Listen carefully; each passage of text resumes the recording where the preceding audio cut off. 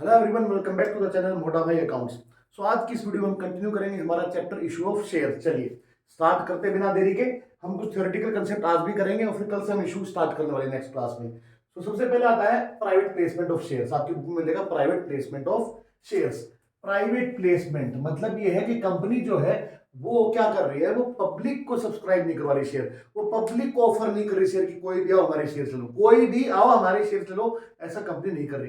Company क्या कर रही है, अपने जो प्राइवेट सोर्सेज हैं, उनके थ्रू क्या करना चाह रही है कि शेयर्स को इश्यू करना चाह रही है। जैसे कि प्रमोटर्स खुद शेयर ले लेंगे, उनके फ्रेंड्स को दे देंगे, रिलेटिव्स को दे देंगे, share holders of group companies, mutual funds, अगर जैसे कुछ ग्रुप्स होते हैं, कुछ कंपनीज होती हैं जहाँ पे क्या है कि पब्लिक बहुत सारे लोग मिलकर पैसा लगाते हैं इकट्ठा करके, म्यूचुअल फंड्स, ठीक है। तो उनके अंदर वो अपने शेयर को इशू करवा देंगे, एनआरआईज को शेयर दे देंगे, एलआईसी को शेयर दे देंगे, UTI unit trust of India, इनको शेयर दे देंगे, एटसेट्रा एटसेट्रा। कहने का मतलब पब्लिक को सब्सक्राइब नहीं करवा रहे, पब्लिक को ऑफर नहीं कर रहे, बल्कि अदर सोर्सेज को दे रहे हैं या थर्ड पार्टी को डायरेक्टली वो डील कर रहे हैं, ठीक है, कोई एलआईसी से या कोई म्यूचुअल फंड से, इस तरह से, ठीक है। तो पब्लिक को शेयर जो है वो हम नहीं सब्सक्राइब करवा रहे, इसी को बोलते हैं private placement of shares. This shares can not be sold for a period of 3 years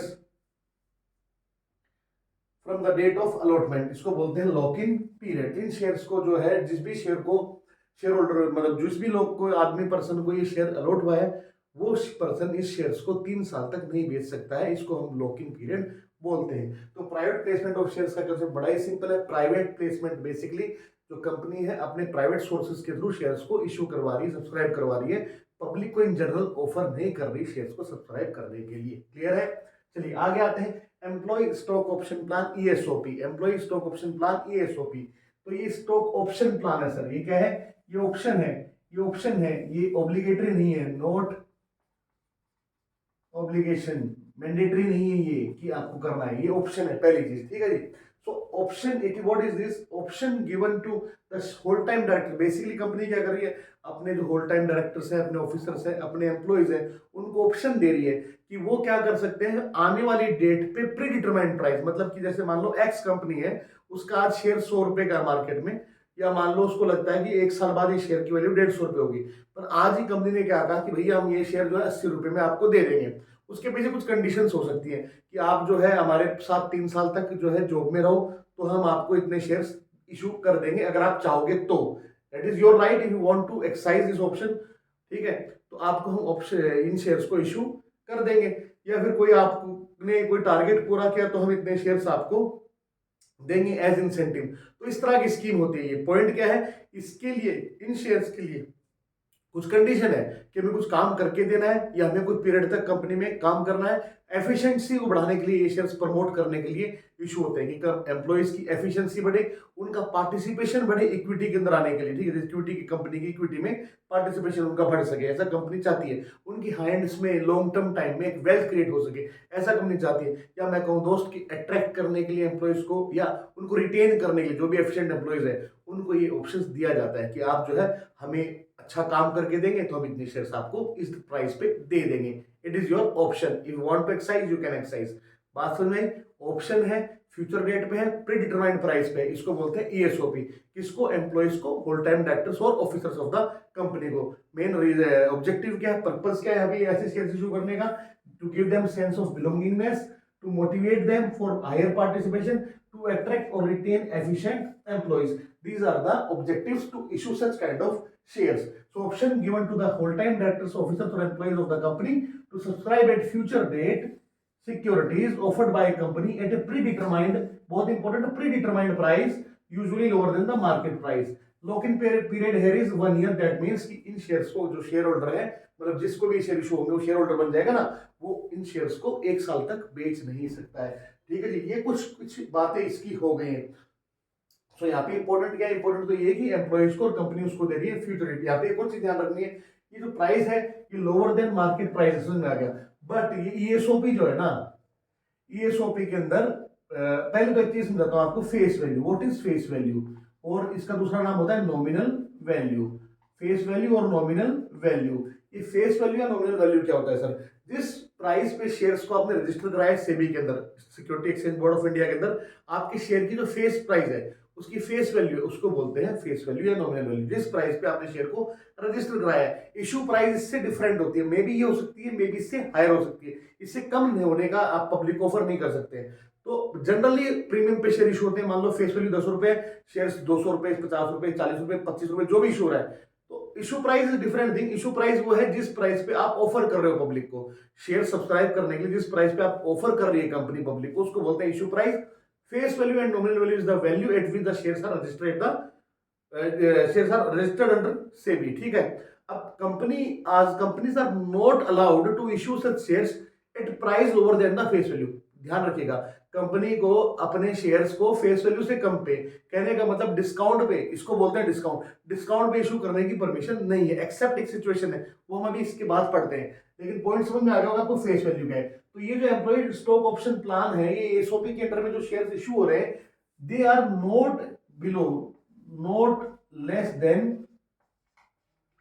face value. Face value से कम नहीं इशू हो रहे हैं ये, प्लीज। ये इशू किससे हो रहे हैं? Market price. कौन सी? मार्केट प्राइस से कम में इशू हो रहे हैं, ठीक है। Face value is different thing. So under ESOP जो शेयर सब्सक्राइब जो कंपनी इशू कर रही है, वो फेस वैल्यू से कम में नहीं कर रही, मार्केट प्राइस से कम में ऑप्शन दे रही है आपको इशू कराने हैं, सब्सक्राइब करने के लिए। क्लियर है? ये कुछ बातें जो आपको ध्यान रखनी है, इसको आप नोट डाउन कर सकते हैं sir. Now comes another topic, that is sweat equity shares. अबे स्वेट क्या है सर? बोले sir sweat equity share. Sweat क्या होता है बेटे?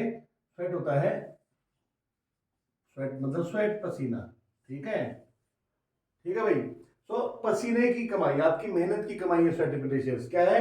आपकी मेहनत की कमाई है स्वेट इक्विटी शेयर्स। इसका मतलब क्या हुआ बच्चों? इसका मतलब ये हुआ मेहनत हो चुकी है, मेहनत हो चुकी है, आपको अपने किए गए फलों की वजह से मिल रहा है ये, जो आप कर चुके हो।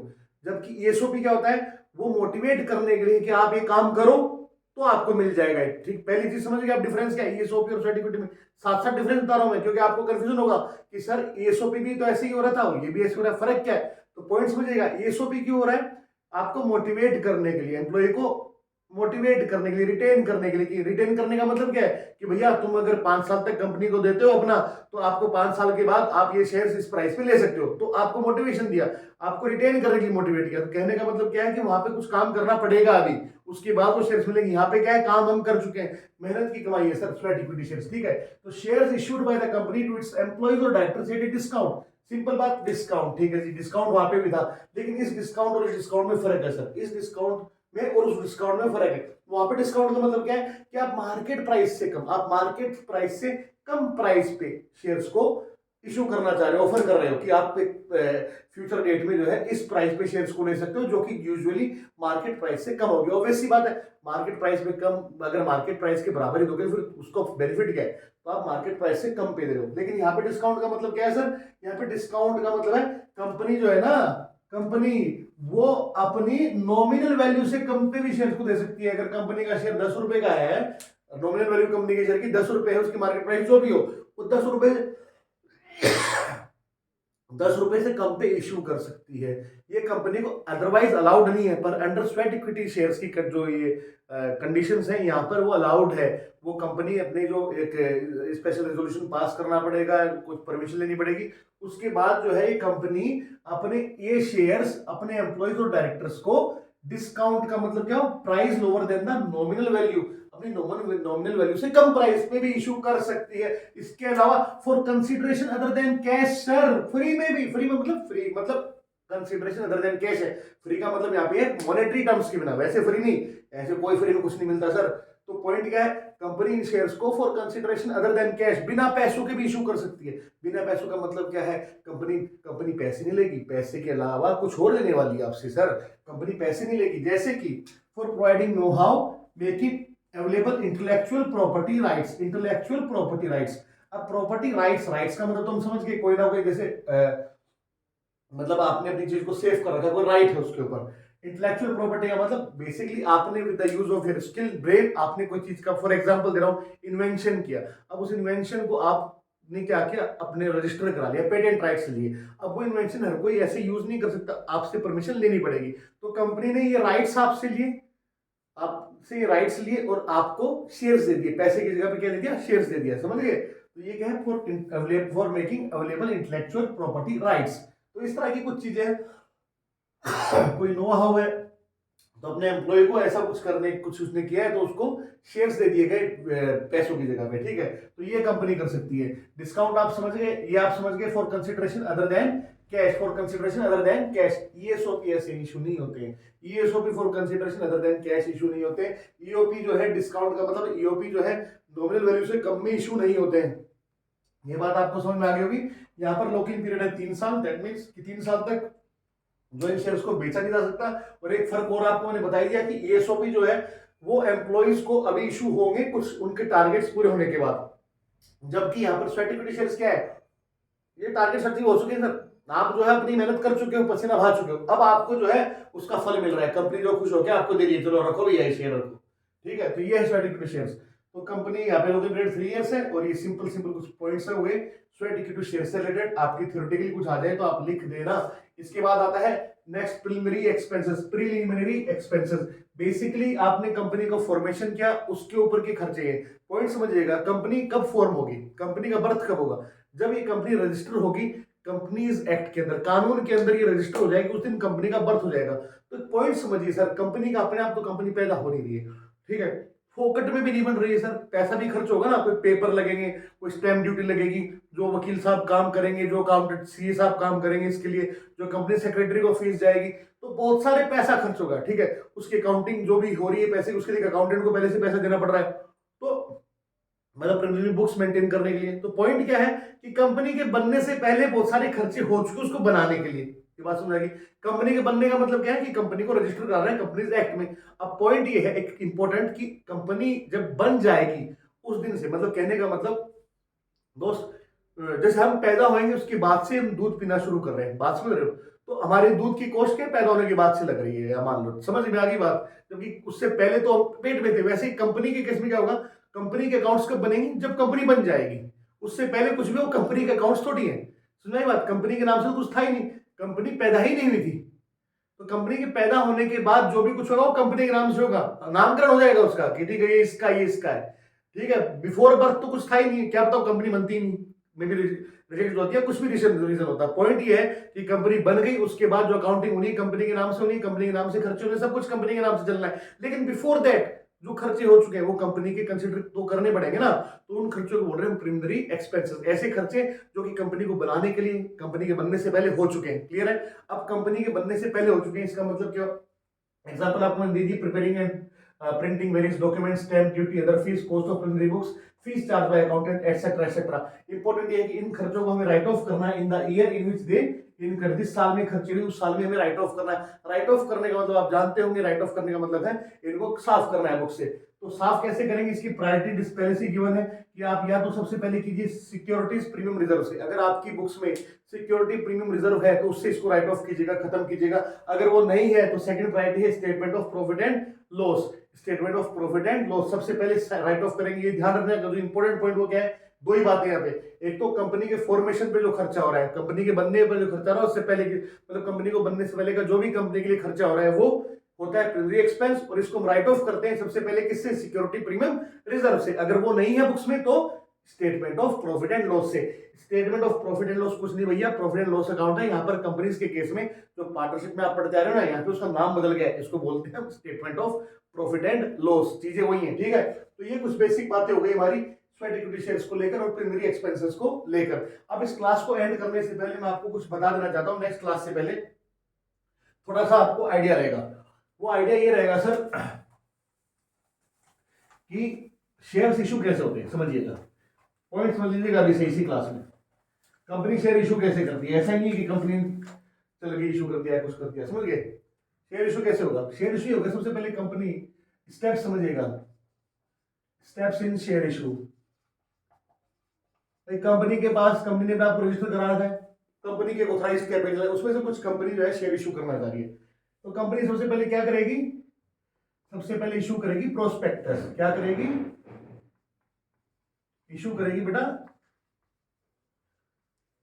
प्रोस्पेक्टस। अभी प्रोस्पेक्टस क्या होता है, ये प्रोस्पेक्टस वैसा ही होता है जैसे आप स्कूल में किसी में एडमिशन लेते हो तो स्कूल वाले आपको प्रोस्पेक्टस देते हैं। उसके अंदर बेसिकली क्या क्या होता है, उसके अंदर बहुत सारी इंफॉर्मेशन होती है, इंफॉर्मेशन रिलेटेड टू कंपनी, वहां पे होती है रिलेटेड टू स्कूल, या फिर रिलेटेड टू कंपनी, कंपनी का जो भी विजन है उसके बारे में, कंपनी की जो भी पास्ट परफॉर्मेंस है उसके बारे में, ऐसी कुछ इंफॉर्मेशन होती हैं। ठीक है, अब सर पहले तो क्या होता था, ये जो है ना इशू हो जाता था, ये प्रोस्पेक्टिव इशू फिजिकली होता था। आजकल तो ऑब्वियस सी बात है कि इंटरनेट का जमाना है, तो सब कुछ वर्चुअल हो रहा है, मतलब वेबसाइट पे, गूगल पे आपको दिख जाएंगी चीजें। ठीक है, तो आज अभी के फिलहाल के टाइम हर चीज जो है ना वैसे ही आप समझ गए, नेट बैंकिंग के थ्रू और इन सारी चीजों के थ्रू हो रही है। तो बेसिकली पहले तो पैसा भी भेजना पड़ता था। ठीक है, वो चीजें नहीं है कि डीडी आप कुछ भेज रहे हो आप, तो चीजें मान लो थोड़ी ईजी हो गई है, पर कंसेप्ट सारे वही हैं कि कंपनी पहले प्रोस्पेक्टस इश्यू करे कि उसके अंदर अपनी सारी डिटेल्स होती है कि शेयर्स को अट्रैक्ट कर सके कि भैया आओ हमारे शेयर्स लो। ठीक है, कंपनी ने प्रोस्पेक्टस इशू कर दिया, इसके बाद सेकंड स्टेप में क्या होगा, शेयर इशू नहीं हो जाएगा। सेकंड स्टेप में लोग क्या है, एप्लीकेशन मनी भेजेंगे। क्या करेंगे, एप्लीकेशंस भेजेंगे, एप्लीकेशंस भेजेंगे। तो कंपनी एप्लीकेशन रिसीव करेगी, एप्लीकेशन रिसीव करेगी कि हाँ भैया लोगों की एप्लीकेशन आ गई, हमें इतने शेयर दे दो। हमें लोग मतलब बेसिकली डिमांड करेंगे कंपनी के प्रोस्पेक्टस को देख के। आपने सोचा अरे भैया 1000 शेयर ले लेता हूँ इस कंपनी के, आपने कहा कंपनी को एप्लीकेशन अप्लाई किया, मुझे 1000 शेयर दे दो, मुझे 1000 शेयर दे दो। अब आपकी एप्लीकेशन कब कंपनी मानेगी यार, एप्लीकेशन है वो। ऐसे तो कोई भी मतलब रोड पे चलता आदमी बोलते हैं मुझे 1 करोड़ शेयर दे दो, पॉइंट क्या है। तो ऐसे नहीं है कि हर कोई ऐसे भेज सकता है एप्लीकेशन, एप्लीकेशन के साथ में पैसा भेजना पड़ेगा, एप्लीकेशन फोकट में नहीं होगी, तो एप्लीकेशन के साथ में मनी जाएगा। तो समझ लेना यहाँ पे, यहाँ पे क्या हो रहा है, एप्लीकेशन के साथ में जा रहा है पैसा, मतलब कंपनी को आप पहले पैसा भेज रहे हो, उसके बाद आपको आफ्टर दिस, इसके बाद आपको शेयर्स इशू होंगे। क्लियर है, इसके बाद आपको शेयर इशू होंगे। अब क्या होगा, एक और पॉइंट समझिएगा, तो कंपनीज होती है वो जनरली जो शेयर्स इशू करती है वो इंस्टॉलमेंट पे करती है। दैट मींस जरूरी नहीं है कि आपको पूरा पैसा एक साथ मांगे, एक साथ भी मांग देती है, वो अलग चीज है। मेरा पॉइंट ये है कि कंपनीज कुछ तो एक साथ लमसम मांगती है, कुछ कंपनीज जो है वो इंस्टॉलमेंट में मतलब किस्तों में शेयर देती है। वो आपसे इकट्ठा पैसा नहीं लेती है सर, वो आपसे अलग अलग टाइम पे अलग अलग स्टेज में पैसा लेती है। ठीक है, टुकड़ों में पैसा लेती है। तो उसमें होता क्या है, कंसेप्ट है कि जैसे मान लीजिएगा 100 रुपए का शेयर है, फॉर एग्जाम्पल इशू प्राइस जो है वो 100 रुपए है। तो कंपनी क्या करेगी, इसकी 3 किस्तें बना दी मान लो। एक तो एप्लीकेशन के टाइम आपको बता दिया कि एक शेयर पे हम लोग इतना पैसा लेंगे, मान लो 30 रुपए। फिर कहा कि दूसरी किस्त का नाम, ये दूसरी किस्त है अलॉटमेंट। ये क्या है, ये दूसरी किस्त है, एक तरीके से दूसरी, घबराना मत, दूसरी किस्त। और ये शेयर फर्स्ट कॉल, ये मान लो 40 और 30, ये भैया ये 30 दूसरी है, इसके अलावा तीसरी किस्त होगी। पहली किस्त तो ये हो गई, ये फर्स्ट इंस्टॉलमेंट होगी ना पहली, ये दूसरी, और ये तीसरी, थर्ड किस्त। क्लियर है, और ये तीसरी क्या है, थर्ड भी है और फाइनल भी है। इसके बाद कंपनी आपसे कुछ मांगेगी नहीं, तो 3 किस्तों में पैसा मांगेगी। एप्लीकेशन के केस में क्या हो रहा है, कंपनी को पहले